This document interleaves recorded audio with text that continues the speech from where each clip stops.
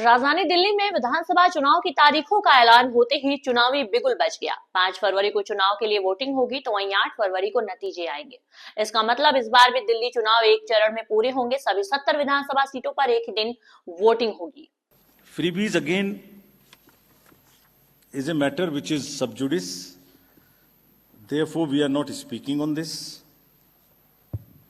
But since you asked about the reforms, I'll tell you the existing legal framework on what is in place and what can be done and what should be done. It is a settled law today in the Subramaniam Balaji versus State of Tamil Nadu that freebies are not disallowed. This is the apex court's order in Subramaniam Balaji. वहाँ freebies का distribution था। Court ने पाया 3 member division bench थी शायद कि we can not stop it. तो हमारे हाथ अभी बंधे हुए हैं। कोर्ट में मैटर अभी सब जुडिस है। वैसे भी ये इकोनॉमिक्स का विषय है कि what is freebie for me is an entitlement for somebody else. So it's very, very thin line between what I call a freebie and somebody else claims it as an entitlement. Therefore, in an immediate run, which we attempted, we brought out a pro forma, we circulated it to political parties. It must immediately be put to use and to the public disclosure that जो भी election में हम freebie नहीं बोल रहे हैं, election manifesto का एक डिक्लेरेशन बोल रहे हैं. बिकॉज क्या फ्रीबी है तो कभी डिफाइन हो ही नहीं सकता. It would be very difficult to define what a freebie is. The Honorable Court also last time when hearing was said that we will appoint an expert committee to decide on this. But whenever that happens, it would be extremely difficult to define freebie. So what is necessary? The necessary is that the fiscal health of the state must be known to the public. What is debt to GDP or GSDP ratio of that state? What is how much interest you will pay on that promise? How much you will borrow? Interest payment to total revenue receipts, what is your ratio? Then there are FRBM targets. How much you can borrow?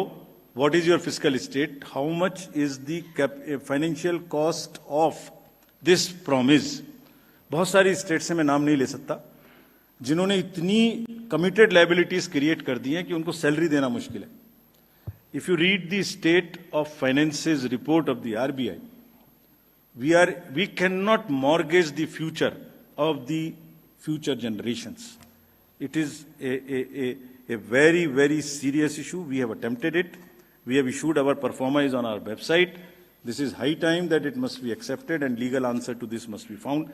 But our hands are tied at this moment because matter is sub judice. इस बार भी दिल्ली में आम आदमी party, Bhajpa और कांग्रेस के बीच त्रिकोणीय मुकाबला देखने को मिलेगा. इसके साथ ही आपने 70, कांग्रेस ने 48 तो भाजपा ने 29 उम्मीदवारों को मैदान में उतारा है. आइए जान लेते हैं केजरीवाल, आतिशी और रमेश बिधूड़ी के खिलाफ कौन कौन मैदान में है.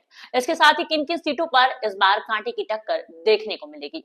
आपको बता दें, आम आदमी पार्टी के राष्ट्रीय संयोजक और दिल्ली के पूर्व प्रधानमंत्री अरविंद केजरीवाल नई दिल्ली सीट से चुनाव लड़ रहे हैं, जहां भाजपा ने केजरीवाल के खिलाफ इस सीट से प्रवेश वर्मा को उम्मीदवार बनाया है. वहीं कांग्रेस ने संदीप दीक्षित को चुनाव मैदान में उतार दिया है. दिल्ली की कालकाजी सीट से आप से मुख्यमंत्री आतिशी चुनाव लड़ रही हैं और इसके विपक्ष में बीजेपी रमेश बिधूड़ी तो कांग्रेस से अलका लांबा चुनाव मैदान पर पूरी तरीके से डटे हैं.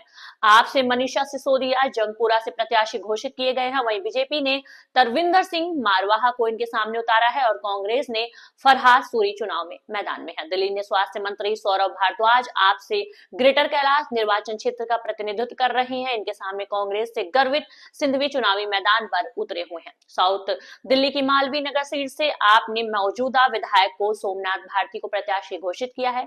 वहीं बीजेपी ने सतीश उपाध्याय को उम्मीदवार बनाया है.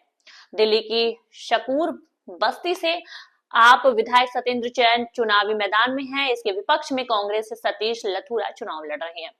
बिजवासन निर्वाचन क्षेत्र के बीजेपी ने कैलाश गहलोत को चुनावी मैदान में उतारा है. वहीं उनका सामना आम आदमी पार्टी के सुरेंद्र भारद्वाज कर रहे हैं.